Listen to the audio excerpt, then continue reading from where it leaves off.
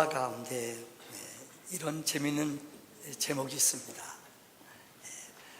사자의 탈을 쓴 당나귀. 우리가 아다시피 이솝은 비천한 직업이었습니다. 옛날이나 동양이나 서양이나 비천한 사람들이 참 이 높은 지위에 올라간다는 것은 어렵지 않습니까? 그는 우화를 통해서 지혜를 통해서 힘있고 능력 있는 자들을 부끄럽게 하는 글들을 많이 남겼습니다. 그 가운데 하나가 사자의 탈을 쓴 당나귀라는 우화가 있습니다.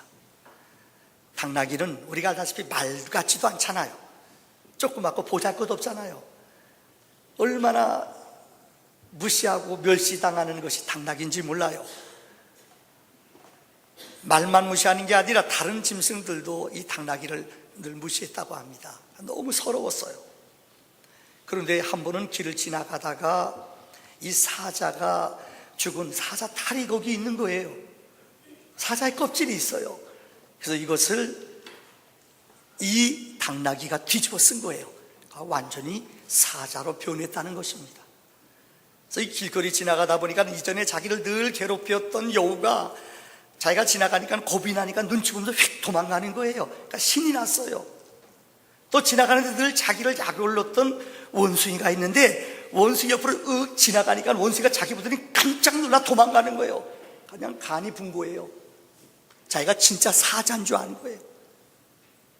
이 사람 저 사람 이것저것 다니니까 사람들이 자기 보고 다 피하고 고개를 다 숙이는 거예요. 그러니까 신바람이 났어요. 한 번은 장날 많은 짐승들이 모여 있어요. 어스렁어스렁 늦게 일어나서 이 당나귀는 그 짐승들이 모여있는 곳에 가서 이제는 자기 위엄을 발휘하고자 소리를 지른 거예요.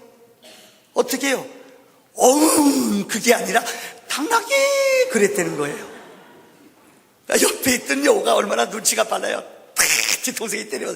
이거 뻥이잖아 이것이. 자기 정체가 탄로 났어요. 여러분, 그 이유는 제가 얘기하지 않겠습니다. 제가 왜 서론에 이 말씀을 드리느냐, 인간들의 모습이 이 당나귀와 똑같아요. 조금 여러분이 남들보다 더 가졌다고 생각해 보세요. 여러분이 남들보다 조금 좀 잘생겼다고 생각해 보세요. 아니, 여러분의 자녀가 아주 잘 됐어요. 그럼 여러분은 어떨까요? 거의 사람은 동일해요. 갑질해요. 여러분 안 그럴까요? 뭐 재벌회사 사장님, 재벌이사 자녀들, 여러분도 여러분의 부모님이 재벌이라고 생각해 보세요. 여러분 안 했을 것 같아요. 여기 하고도 남을 분들 되게 많아요. 이게 인간들이에요. 원죄를 범한 인간들은 교만해요. 아주 자기중심적이에요. 남한테 과시하고 힘없는 사람, 밟고 고통 주고 눈물 나게 하는 게 우리 인간들이라는 거예요.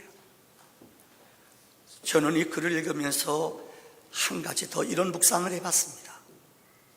여러분, 이 사자의 탈을 쓴 당나귀, 이건 짝퉁이에요. 가짜예요. 근데 얼마나 우리 인생들이 가짜 때문에 속아 살아가는지 몰라요. 이거 가짜예요. 우리에게 어떤 영향력 못 끼쳐요. 이 속에는 빈털털이에요.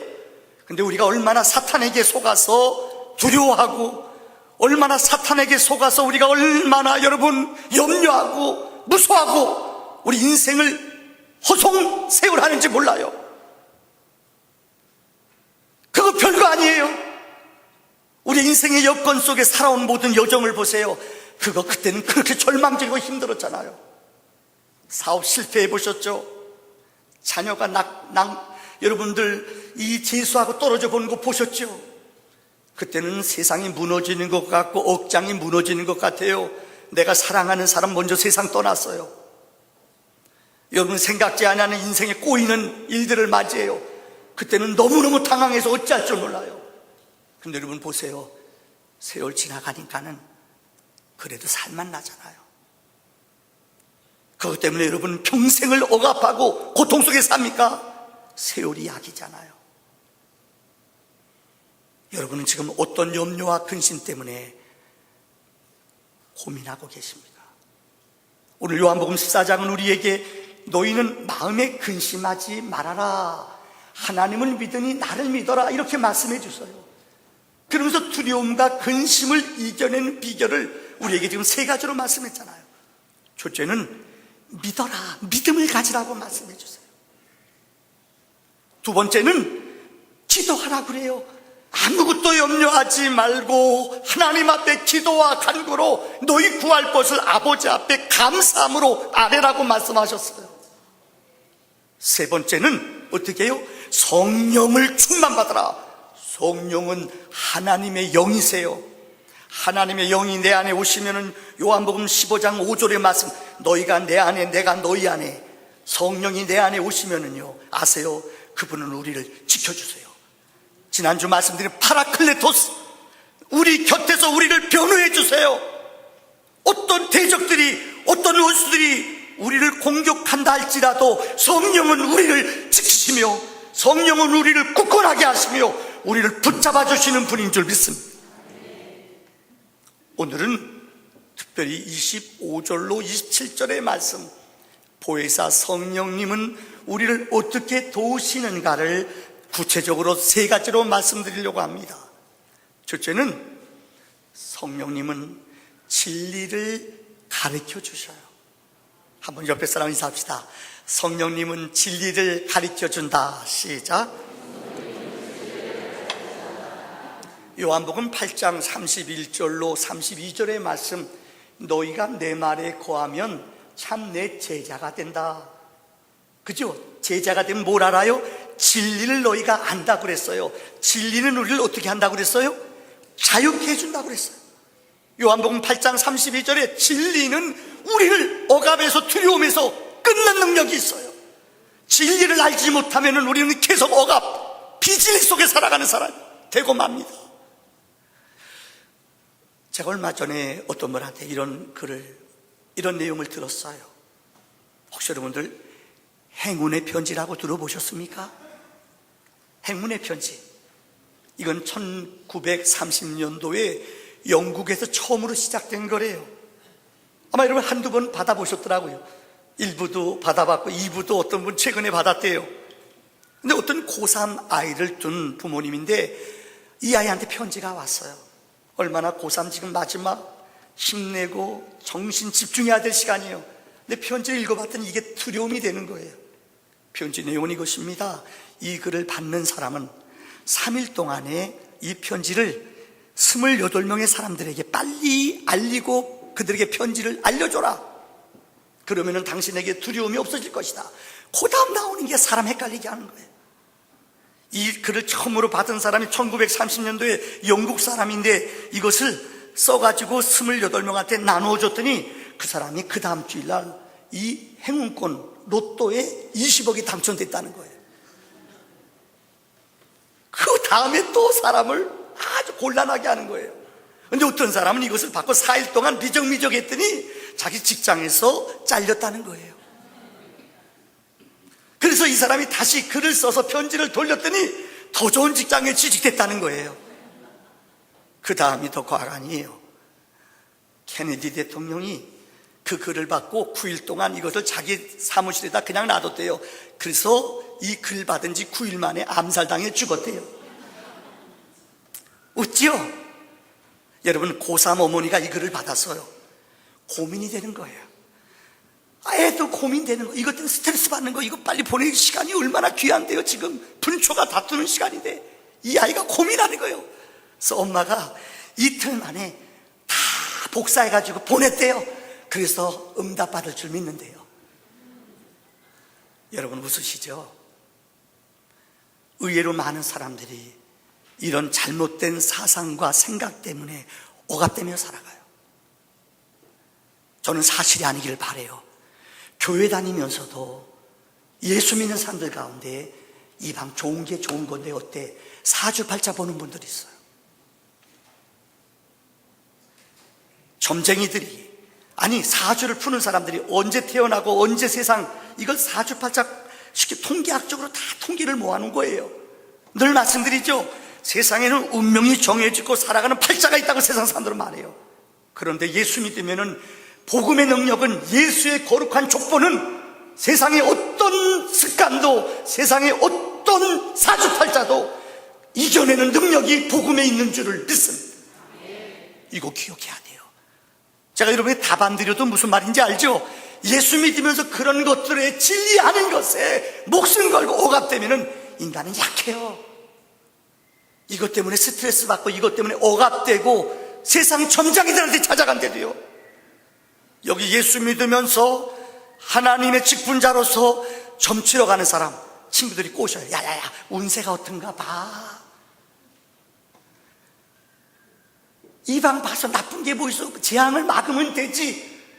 이런 유혹에 넘어가지 않기를 바랍니다.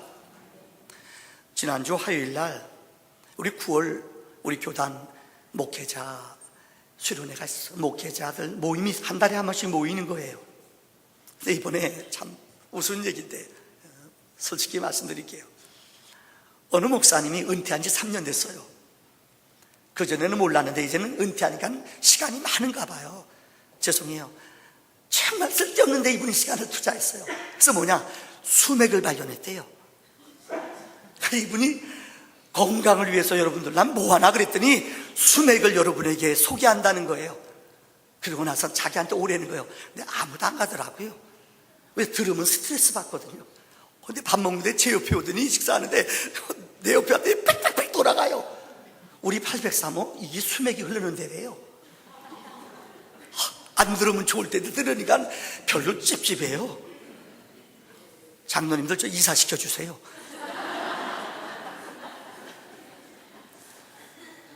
그런데 이거 가지고 다니면서 사람들 내가 보니까는 5명 밥 먹는데 얼굴 보니까는 목사님들 다 돌아가요. 다 돌아가. 그들 다 수맥에 있는 곳에 산다는 거예요.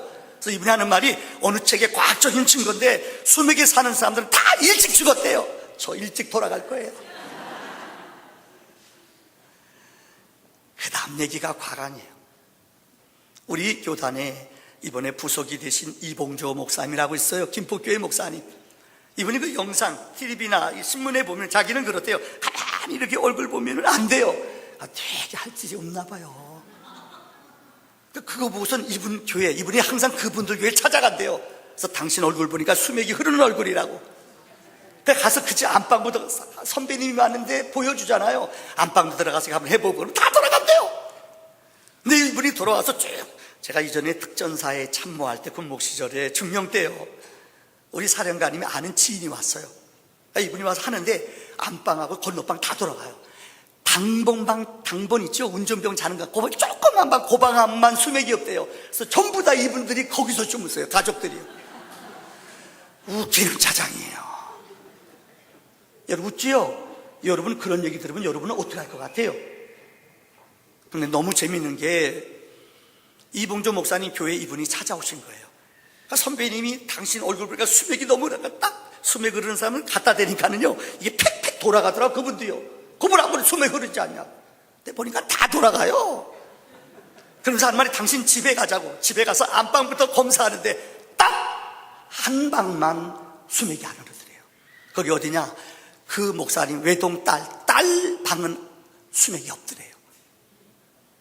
여기까지는 괜찮았어요. 근데 이분이 그 딸이 그 교회에서 반주하거든요. 근데 와가지고 그 딸 앞에다 대는데 이게 안 뭐예요? 그 딸이 이 딸인지 몰랐거든요. 여기 안 음식, 얘는 수맥이 안 흐른다고. 그러면 어느 게 맞은 거예요? 뻥이죠. 그래서 자기는 안 믿는데요. 분명히 방에 가면 여기 사는 사람은 수맥이 흐른다고 그랬는데 이렇게 성가대 몇 사람 이게 지휘자하고 반주자 이분이 와서 해준 거예요. 반주자가 그 집 딸인데 걔한테 됐더니 수맥이 하나도 안 움직여. 이 여자는 수맥이 안 오는 방에서 잔다는 거예요. 그러고 나서 하는 말이 잘못 내가 얘기했네요. 그 딸한테 갔더니 딸한테 수맥이 움직이더래요. 헷갈려요. 여러분 얼굴이 왜 이상하다 했더니 제가 말을 잘못했나요? 그 딸의 방은 하나도 안 움직이는데 그 딸한테 갔더니 샥샥샥 돌아간다는 거예요. 이게 세상 사람들이 말하는 이야기예요. 근데 우리는 의외로 이런 것에 억압이 많이 돼 있어요. 여러분, 우리의 기준은 진리입니다. 하나님의 말씀을 중심으로 해서 이것 외에 다른 것들을 가감하는 것은 진리를 왜곡되게 만드는 것입니다. 혹시 여러분 노모포비아라는 요즘 젊은이들이 사용하는 단어가 있습니다. 모바일, 그다음에 포비아. 이게 뭐냐? 핸드폰이 없으면 현대인들은 막 상실감 속에 두려워한대요. 이거는 우리나라만이 아니라 우리나라가 세계에서 제일 이 인터넷, 그 다음에 이 핸드폰 보급률이 높은 나라 중에 하나입니다. 한번 조사해 봤더니 12살부터 60살까지 이 사람들을 조사해 봤더니 4,000명을 동양, 서양, 유럽 사람이 조사해 봤더니 이 핸드폰이 없으면 하루의 삶이 멘붕에 빠진대요. 하루에 보통 3시간 이상 이렇게 핸드폰 만지는 사람들은 대부분 이런 노모포비아에 빠질 수가 있대요. 얼마나 많은 사람들이 우리의 영혼을, 우리의 생각을, 우리의 사고를 세상 것들에게 다 뺏기고 살아가는지 몰라요. 진리, 성경은 예수는 진리예요. 예수님은 요한복음 14장 6절에 내가 곧 길이요 진리요 생명이라고 말씀했어요. 나로 말미암지 않고는 아버지께로 올 자가 없다고 말씀했어요. 여러분, 성령은 우리에게 어느 것이 진리이고 진리가 아닌 것을 분별하게 하며 알게 하는 능력이 있는 줄을 믿습니다. 두 번째, 오늘 본문은 성령은 우리에게 한 말을 생각나게 하신다고 했어요. 성령이 하신 말을, 하나님이 하신 말을 우리가 알게 하고 깨닫게 하는 것이 성령의 역사예요. 성령이 내재하지 않고 성령이 역사하지 않으면 그분이 하신 말을 우리가 깨달을 수가 없어요. 예수를 믿을 수도 없어요. 요한복음, 여러분 성경 고린도전서 3장 16절, 너희는 성령이 거하는 성령의 전이다. 우리 안에는 성령이 거하는 성령의 전이에요. 성령이 계시해주지 않으면, 성령이 깨닫게 해주지 않으면 우리는 그 사실을, 그 능력을 우리는 알거나 깨닫지 못한다는 거예요. 특별히 인간들은 아담의 원죄로 인하여 우리는 계속 핑계대요. 창세기 3장 9절에 먹지 말라는 선악과를 따먹고 도망가 있는 아담에게 하나님이 찾아오셨어요. 그래서 하나님이 아담에게 이렇게 물어봐요. 아담아, 너 어디 있느냐? 하나님이 그 악을 숨바꼭질하는 거 아니에요. 너 어디 있느냐는 말은 너 왜 먹지 말란 선악과 먹었느냐? 그 죄를 물어보는 거예요. 아담은 어떻게 했는 줄 알아요? 하나님, 나 옷 벗어서 못 나가요. 옷 벗어서. 하나님 옷 벗은 거 물어본 거 아니거든요. 왜 먹지 말란 선악과 먹었냐는 거예요. 하나님 또 질문해요. 내가 어디 있느냐?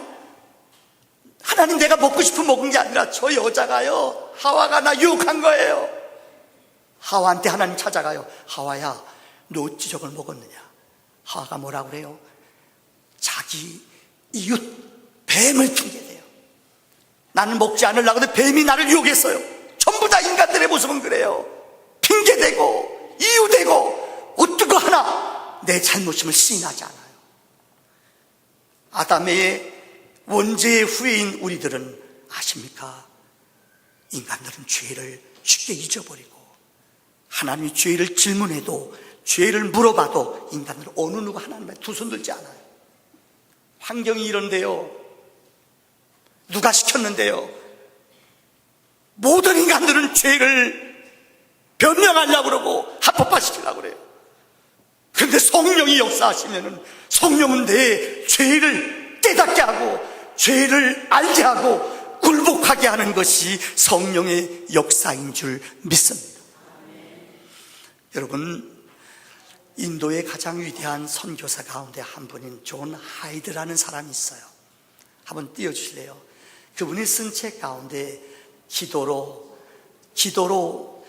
기적을 이루는, 매일 기적을 체험한 사람, 존 하이드라는 분의 자서전이 있어요. 이 책을 읽으면 여러분이 깜짝 놀라요. 이분은 원래 미국 사람이었습니다. 명문학교 졸업하고 이분이 선교사로 헌신하기로 결심했어요. 대학교에서 교편 잡고 교수로 있으면 자기 인생이 보장돼요. 그런데 성령님 그 마음에 감동을 주셔요. 그래서 인도의 선교사로 떠나게 됐습니다. 아버지도 목사님, 어머님도 목사님 집안의 따님이에요. 다 완전히 우리말로 말하면 진골 같은 집이죠. 선교사로 떠나기 전날 아버지 친구 목사님들이 같이 오셔서 이 아들을 축복해 주며 기도해요. 그러면서 아버지 절친인 기도 많이 하시는 목사님이 그에게 쪽지 하나를 주는 거예요. 이거 꼭 배 안에 가서 배에서 열어보라고. 그곳에서 인도까지 가려면 거의 한 달이 걸립니다. 아버지 친구분이 주신 그 조그만 글을 가지고 돌아갔어요. 그 자리를 인도로 출발했습니다. 그래서 그 편지가 생각이 나요. 그래서 편지를 뜯어서 딱 읽어봤더니 하이드가 너무 화가 나는 거예요. 너무너무 기분 나쁜 거예요. 그 내용인즉 이렇게 써 있어요. 사랑하는 존, 내가 성령으로 충만해질 때까지 너를 위해 기도를 멈추지 않을 거야. 그러니까 존이 화가 난 거예요. 그러면 내가 이렇게 헌신하고 내가 이렇게 하나님을 위해서 인도로 가는데 내가 성령 충만치 않다는 거야? 아니, 내가 이 정도 헌신하고 내가 이 좋은 자리 포기하고 하나님 나라 위해서 인도까지 가는데 그럼 내가 지금 성령 충만치 않다는 거야? 분이 나고 화가 나는 거예요. 그래서 편지를 발기발기 해가지고 쓰레기 버렸대요. 너무 화가 나고 분이 나서 저분이 아버지 친구니까요, 나를 어떻게 보고 하는 거야? 씩씩거리면서 가판을 배회했대요. 그런데 그날 몇 시간 방황하는 시기에 자기 마음속에 성령의 내재가 탁 느껴졌대요. 너는 네 의를, 너는 네 자랑을, 너는 내 이름을 내고자 가는 것이 아니냐. 성령께서 자기에게 말씀하시더래요. 고민이 되기 시작했어요. 너는 네 의를, 네 능력을, 네 실력을, 네 출신 스펙을 자랑하면서 너는 그곳, 자기 마음속에 인도는 미개한 나라고 후진국, 정말 그 마음속에 여행 같은 호기심 가득했지 영혼을 사랑하는 성령 앞에 굴복하는 시간이 그에게 거의 없었어요. 성령의 내재가 자기 마음을 때릴 때 그는 이렇게 기도했대요. 하나님, 성령 충만이 내게 임할 때까지 나는 배에서 내리지 않겠습니다. 한 달 동안 거의 식음을 전폐하고 인도에 도착할 때까지 그는 하나님 성령을 채워주세요. 성령의 인도함 받게 해주세요. 성령이 내 마음을 주관해 주세요. 한 달 동안 기도했대요. 근데 도착하기 전날 정말 성령의 내재와 능력이 그에게 엄청나게 임한 거예요. 인도에 가서 이분이 사역한 내용을 보세요. 이 책에 기록되어 있는 거예요. 성령께서 가는 곳곳마다 하나님이 어느 때는 이분은 그렇게 무릎으로 사역을 하는 선교사예요. 어느 선교사는 그렇게 많이 돌아다닌 것도 아니에요. 그 지역에 도착하면 거의 한 달 동안 거의 금식하며 하나님께 기도해요. 그러면 하나님이 그 지역 사람들의 영혼을 하나님이 마음을 움직여 주신대요. 성령이 그 마을을, 그 지역을, 사람들을, 연약한 자들을 만나게 하시고 보여주시더래요. 여기 사역에 보면 우리가 소름이 끼칠 정도, 어떻게 이렇게 역사할 수 있을까? 이유는 하나예요. 하나님의 영의 지배함을 받을 때에 그의 마음에 평안이 오고 하나님의 능력이 나타난다는 거예요. 사랑하는 성도님들, 성령은 우리에게 진리를 가르쳐주는 하나님의 영이신 줄을 믿습니다. 마지막 세 번째입니다. 오늘 본문 27절의 말씀에 성령은 우리 마음에 무엇을 줘요? 평안을 준다고 그랬어요. 오늘 본문 27절의 말씀을 읽어보세요. 평안을 너희에게 주노니 곧 나의 평안을 너희에게 주노라. 내가 너희에게 주는 것은 세상이 주는 것과 같지 아니하니라. 너희는 마음에 근심하지 말고 두려워하지 말아라. 이 본문의 말씀을 보면은 평안은 두 가지가 있어요. 사람들이 주는 평안이에요. 세상 사람들은 사람들이 주는 평안을 얻기 위해서 술도 마십니다. 심지어 요즘 마약도 합니다. 그런데 이것은 끝나고 나면, 이 시간이 지나고 나면 더 공허하고 더 염려가 되고 우리 영혼이 더 메말라져 있어요. 이거는 가짜 평안이에요. 얼마나 많은 사람들이 돈을 얻으면은 큰 집에 살면은 평안한가? 절대 그렇지 않아. 내가 주는 평안은 세상이 주는 평안이 아니다. 하늘로부터 나리는 평안을 너희는 받으라고 말씀해 주십니다. 사랑하는 성도님들, 하나님이 주시는 평안이 여러분 영혼 속에 넘쳐나기를 바랍니다. 자동차 회사 사장이었던 여러분 헨리 포드라는 사람을 기억할 겁니다. 이분은 84살에, 옛날에 84살이면 나이가 많았지요. 이분의 책에 보면은 자가 일생 동안 건강을 유지한 비결 4가지를 설명하고 있어요.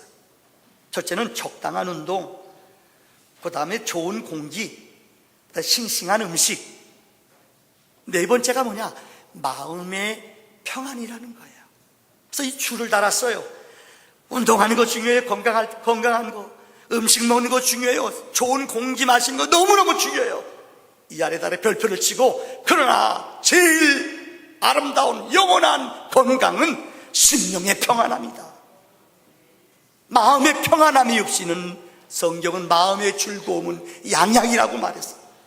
영혼이 평안하고 하나님의 은혜로 채워짐으로 얻어지는 평화, 이거는 영원한 거예요.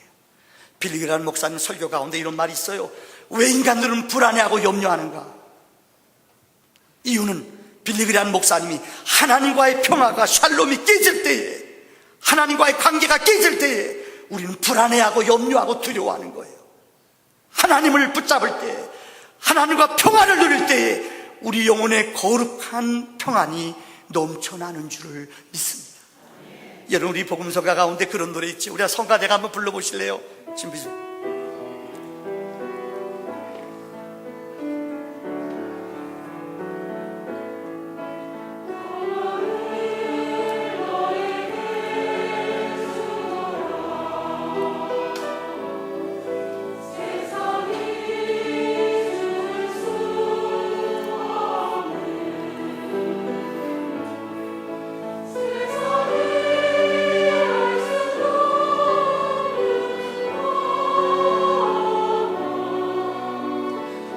손을 내밀어 옆에 사람을 쳐다봅시다.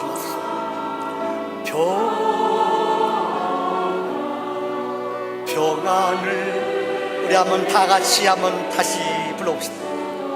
평안을, 옆에 사람 얼굴을 보면서 평안을 너에게 주노라. 세상이 줄 수 없는, 세상이 알 수도 없는 할렐루야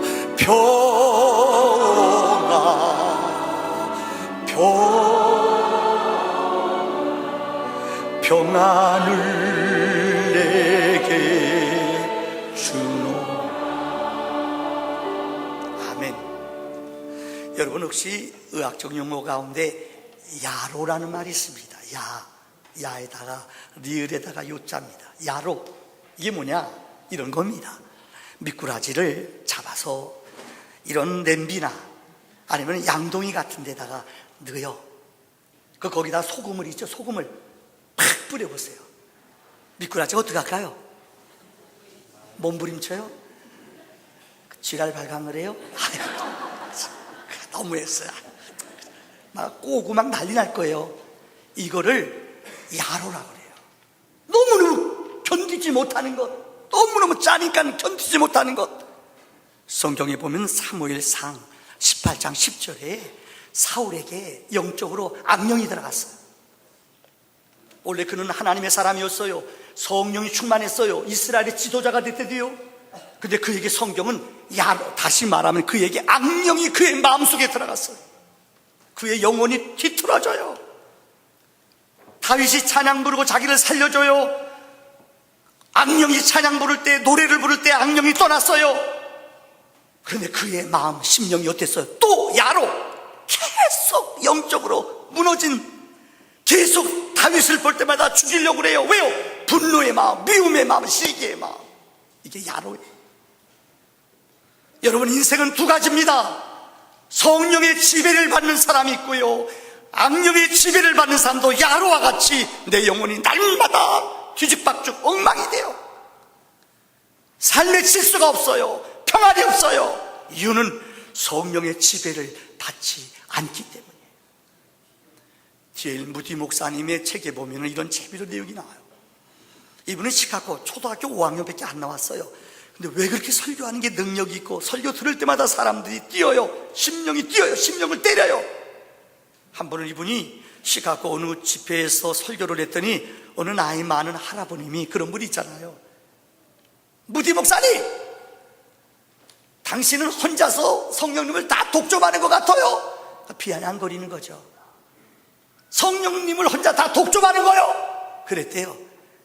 그랬더니 무디 목사님이 아주 이렇게 말했답니다. 나는 내가 확신하기로는 성령님이 나를 독점하고 계신 것입니다. 얼마나 멋있는 말이에요. 성령이 나를, 여러분 그런 경험 해보셨어요? 어느 때는 제가 은혜가 충만할 때는 하나님이 내기도 만들어주는 것 같아요. 성령님이 나를 독점한다는 걸 느낄 때는요, 성령이 충만할 때는요, 하나님이 내가 신음하는 소리도 들으시는 것 느껴요. 같이 기도해도 하나님이 내게 가까이 오셔서 나를 독점하는 것을 느껴요. 성령은 우리를 독점하기 원하세요. 하나님이 나를 독점할 때에 어둠의 생각들, 불신앙의 생각들이 물러가는 기적이 있는 줄을 믿습니다. 우리 함께 허무한 시절 지날 때